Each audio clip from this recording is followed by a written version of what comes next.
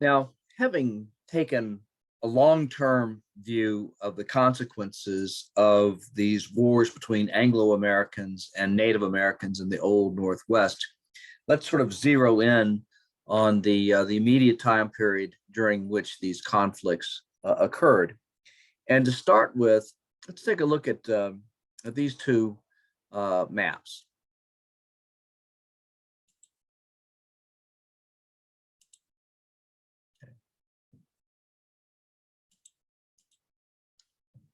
And gratifyingly, I find that when I'm not using a video clip, you can actually see me in the corner, and that's gratifying. I'm going to bear that in mind for the future.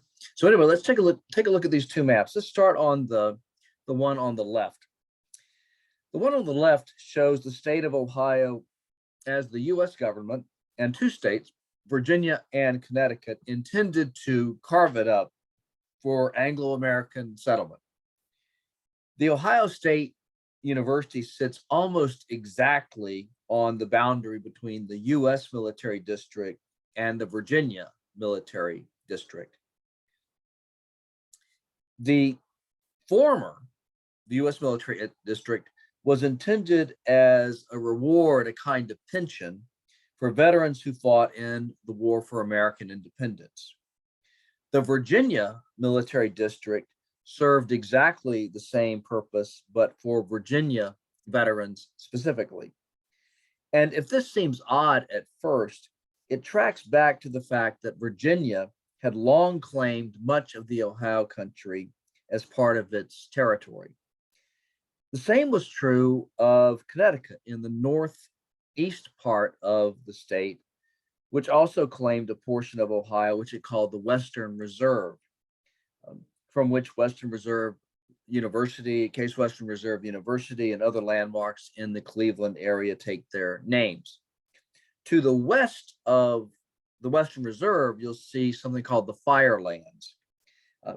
And these are lands which Connecticut specifically set aside for Connecticut citizens whose homes had been burned by the British in 1780. Now, the second map shows some, though not all, of the Native American nations then living in Ohio. And obviously, settlement by Anglo-Americans required the displacement of these indigenous peoples by treaty, if possible, but more likely by war. And it is the wars that form our primary concern. The Anglo-American victory in these wars permitted the settler colonialism of whom scholars now speak. Let me stop sharing just for a moment so that I can share again, this time in order to allow you to watch a brief video in which several historians who are expert on this period offer a very valuable overview upon which we can draw as we move deeper into our discussion of the wars between Anglo-Americans and Native Americans for possession of the Old Northwest.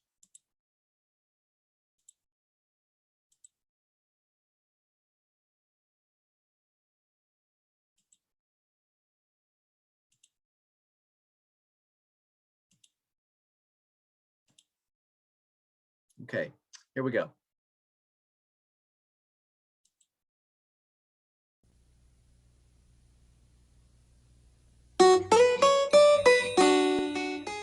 I believe scarcely anything short of a Chinese wall or a line of troops will restrain land jobbers and the encroachment of settlers upon Indian territory.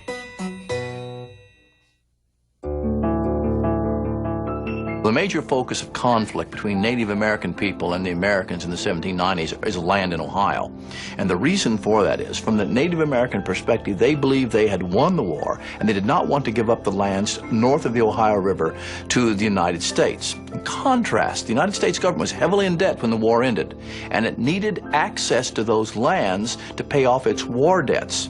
So it begins to speculate in lands north of the Ohio. When that occurs, tribes like the Shawnees and the Miamis and the Delawares and the Wyandots fight back.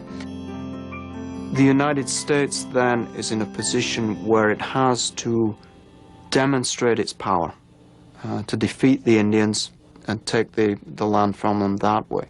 And a number of American expeditions are sent into Indian country, into the Ohio Indian country, and they meet with very limited success. And in fact, in 1791, General Arthur St. Clair leads an army into Indian country, which is roundly defeated by the Indians led by Little Turtle. The Native American defeat of St. Clair is one of the most spectacular defeats ever suffered by the United States in all of its military history. About half of the standing army of the United States suffers fatal casualties in that one battle, and part of the reason is that the Americans are so poorly prepared. The Indians completely surprise them. They surround their camp, open fire, and the American regular troops stand and fight very well, but the militia and the 6 months volunteers just break and run. After the defeat, President George Washington placed Mad Anthony Wayne, a Revolutionary War hero, in charge of resolving the problem. Wayne learns from St. Clair's mistakes.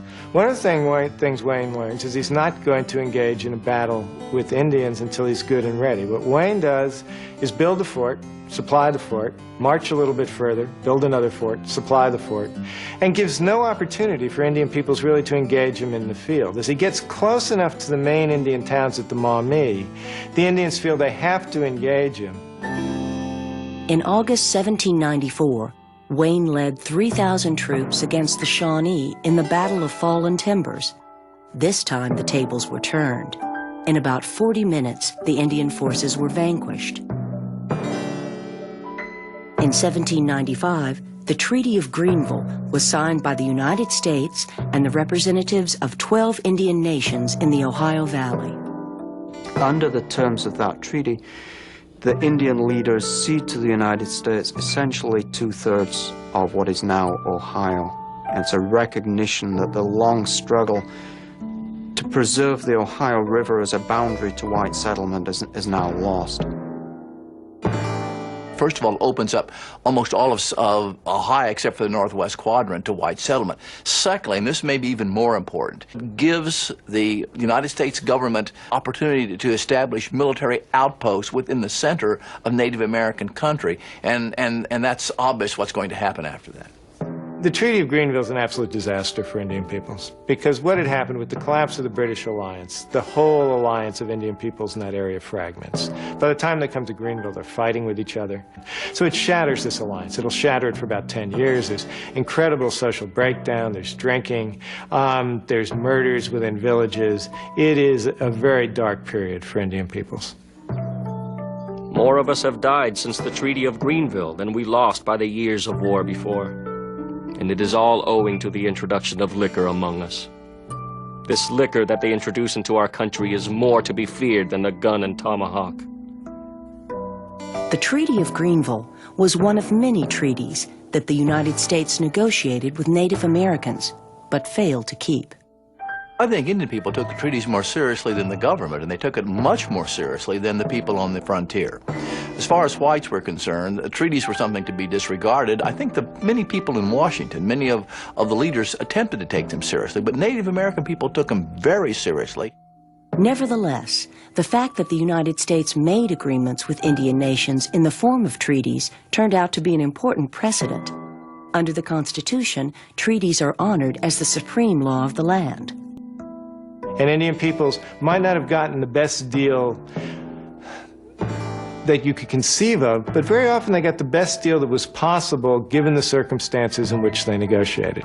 They held out for what they could. And it's turned out in the 20th, 21st century that this is still the basis of Indian rights. It's the thing that sets Indian peoples apart from any other American citizens. They have treaty rights. Nobody else does.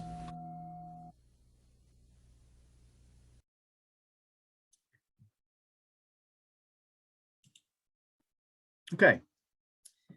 That's it for now. Let's take a break. We'll pick this up on the other side after I've gotten another cup of coffee and you've gotten whatever it is that that you want to get. and we'll pick things up a bit later. For right now, take care. I hope you're having a good day, and I hope I'll be having a good day as well. Take care. Bye-bye.